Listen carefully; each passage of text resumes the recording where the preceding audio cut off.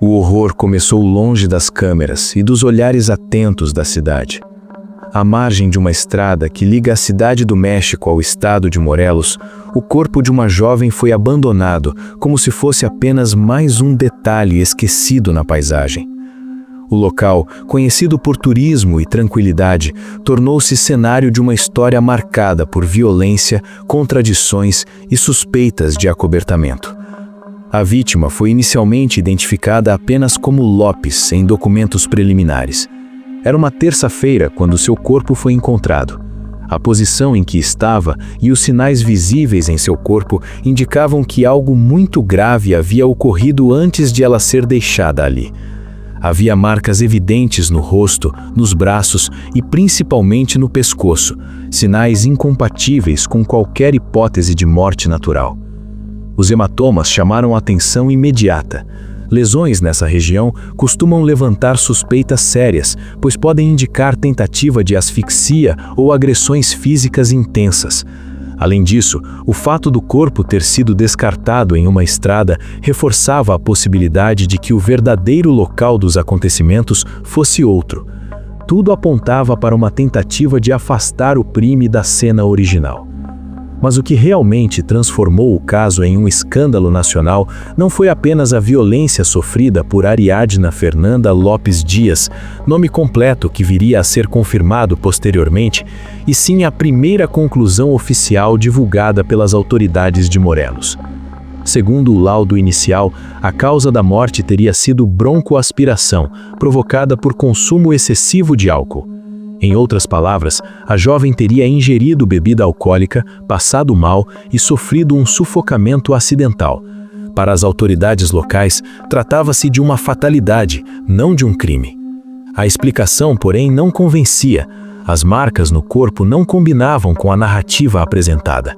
A diferença entre os sinais físicos evidentes e a conclusão do exame levantou questionamentos imediatos.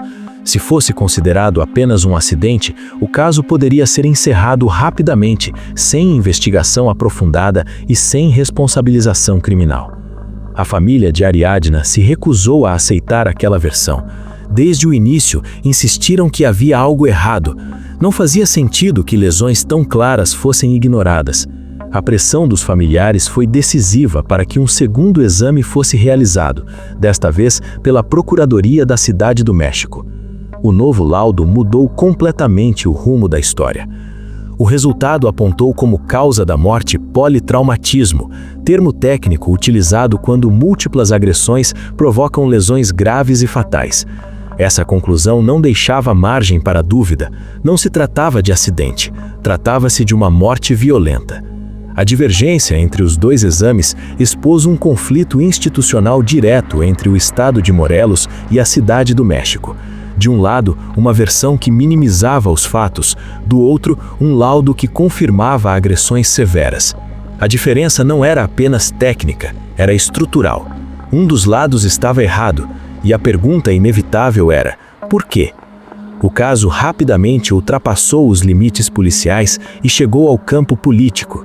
A então chefe de governo da Cidade do México, Claudia Sheinbaum, se manifestou publicamente. Ela questionou a atuação do procurador de Morelos, Uriel Carmona, sugerindo que havia tentativa de encobrir a verdadeira natureza do crime. A acusação era grave. Não se tratava apenas de um erro de perícia, mas da possibilidade de manipulação institucional. Sheinbaum solicitou que autoridades federais analisassem a conduta do procurador, ampliando ainda mais a dimensão do escândalo. Enquanto o debate político ganhava força, investigadores da Cidade do México avançavam em outra frente. As imagens de segurança do prédio onde Ariadna havia sido vista pela última vez. As gravações revelaram um homem deixando o apartamento durante a madrugada. Ele carregava nos ombros o que parecia ser o corpo desacordado de uma mulher. A figura feminina não apresentava movimentos. O homem a levou até o estacionamento e a colocou dentro de um veículo antes de sair. As imagens eram claras.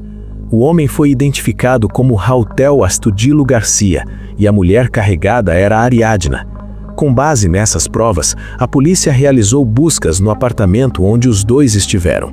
A perícia utilizou técnicas de luminescência para detectar vestígios de sangue, mesmo em superfícies aparentemente limpas. O resultado foi determinante. Manchas foram encontradas na sala, em almofadas e também no quarto. A presença de sangue em diferentes pontos indicava que a agressão ocorreu dentro do imóvel, não na estrada onde o corpo foi deixado. Essa constatação desmontava definitivamente a versão de acidente. Diante da pressão crescente, Halpel se declarou inocente publicamente, afirmando confiar na justiça. No entanto, as evidências materiais e visuais o colocavam no centro da investigação. Pouco depois, outra pessoa foi detida, Vanessa Flores, localizada no estado do México. As autoridades indicaram possível participação dela nos acontecimentos. A investigação passou então a considerar a hipótese de ação conjunta. Enquanto os detalhes eram apurados, uma informação ganhou repercussão na imprensa. O possível motivo da agressão teria sido uma recusa de Ariadna de participar de uma situação íntima envolvendo os dois suspeitos. Segundo relatos divulgados à época, a negativa teria provocado uma reação violenta. O caso de Ariadna Fernanda Lopes Dias passou a ser tratado como feminicídio, crime caracterizado quando a vítima é morta em razão de sua condição de mulher. A comoção pública aumentou ainda mais porque dias antes, outra tragédia havia abalado o país: a morte de Lídia Gabriela, jovem que perdeu a vida após saltar de um táxi em movimento por temer por sua própria segurança. As duas histórias, ocorridas em curto intervalo, despertaram indignação nacional. Manifestações tomaram as ruas da capital. Familiares e movimentos sociais exigiam justiça, transparência e o fim da impunidade. Sob intensa pressão pública, o processo avançou. Halpel foi formalmente acusado de feminicídio e ocultação de cadáver. Vanessa também enfrentou acusações relacionadas ao caso. Recursos apresentados pela defesa foram analisados, mas decisões judiciais mantiveram o andamento do processo. O que começou com um laudo controverso terminou como um símbolo de resistência contra o silenciamento.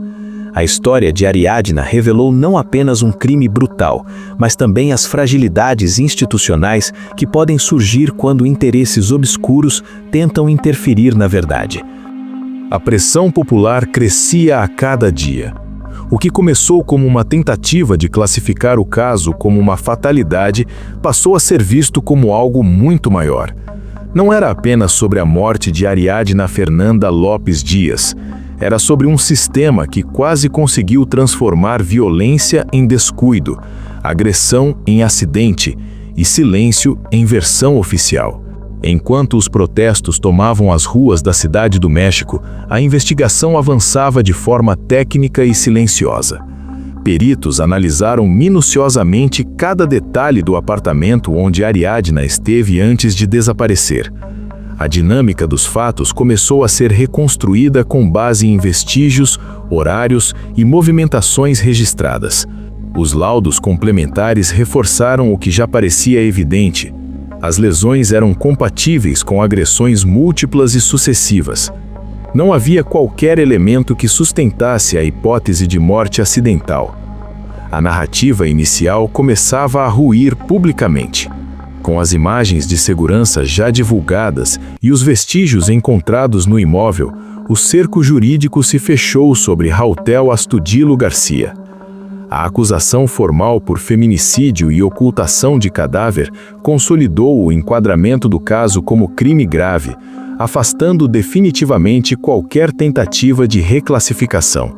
Vanessa Flores, apontada como participante nos acontecimentos daquela noite, também passou a responder judicialmente. A linha investigativa indicava que Ariadna não teve qualquer chance real de defesa. O que deveria ser um encontro entre conhecidos terminou em violência extrema. O ponto que mais revoltou a população foi a motivação apontada nas investigações. Segundo informações que circularam nos autos e na imprensa, a agressão teria começado após uma recusa da vítima em participar de uma situação íntima proposta pelos dois suspeitos. A negativa teria sido interpretada como afronta, desencadeando um episódio de brutalidade. Esse detalhe expôs uma discussão ainda mais profunda: a cultura de controle, imposição e desrespeito à autonomia feminina. A história de Ariadna deixou de ser apenas um caso criminal e passou a representar uma realidade enfrentada por muitas mulheres. Enquanto isso, o embate institucional também seguia seu curso.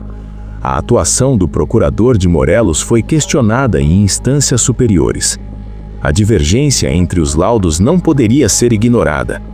Se não fosse a insistência da família e a realização do segundo exame, o caso poderia ter sido encerrado como simples acidente. Esse fato transformou a narrativa em um símbolo nacional. A sociedade passou a discutir não apenas o crime, mas a responsabilidade das autoridades em garantir investigações imparciais e transparentes. As manifestações organizadas por familiares e movimentos sociais foram decisivas. Em frente às sedes da Procuradoria, cartazes pediam justiça, respeito e verdade. O nome de Ariadna ecoava como um lembrete de que a negligência institucional também causa danos irreparáveis.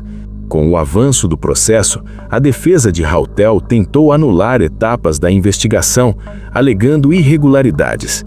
No entanto, tribunais superiores mantiveram as decisões anteriores. Recursos foram negados e o processo seguiu seu curso normal. A manutenção da prisão preventiva representou um marco importante. Mostrava que, apesar das tentativas iniciais de minimizar o caso, as provas materiais, digitais e periciais tinham peso suficiente para sustentar a acusação. A história, que começou em uma estrada isolada, terminou se tornando um divisor de águas. O contraste entre a primeira versão oficial e o desfecho judicial revelou o quanto a vigilância social é fundamental para que a verdade prevaleça. O caso de Ariadna também reforçou a importância das câmeras de segurança e das técnicas forenses modernas. Sem esses elementos, talvez a versão inicial tivesse sido aceita sem questionamentos. A tecnologia, nesse contexto, foi decisiva para desmontar uma narrativa inconsistente. Mais do que um julgamento, o processo representou uma resposta coletiva. Uma mensagem clara de que crimes dessa natureza não podem ser reduzidos a estatísticas ou relatórios superficiais. Hoje, o nome de Ariadna Fernanda Lopes Dias permanece como símbolo de resistência contra o silenciamento. Sua história evidenciou falhas, expôs conflitos institucionais e provocou reflexões profundas sobre justiça e responsabilidade pública. O que tentaram esconder acabou se tornando impossível de ignorar. E essa é a força da verdade quando encontra voz. Se você acompanha casos reais e acredita que histórias como essa precisam ser contadas para que jamais sejam esquecidas, inscreva-se no canal agora. Ative as notificações e faça parte dessa comunidade que busca informação, reflexão e justiça através da verdade. Porque enquanto houver quem tente apagar os fatos, nós estaremos aqui, para trazer à luz cada detalhe.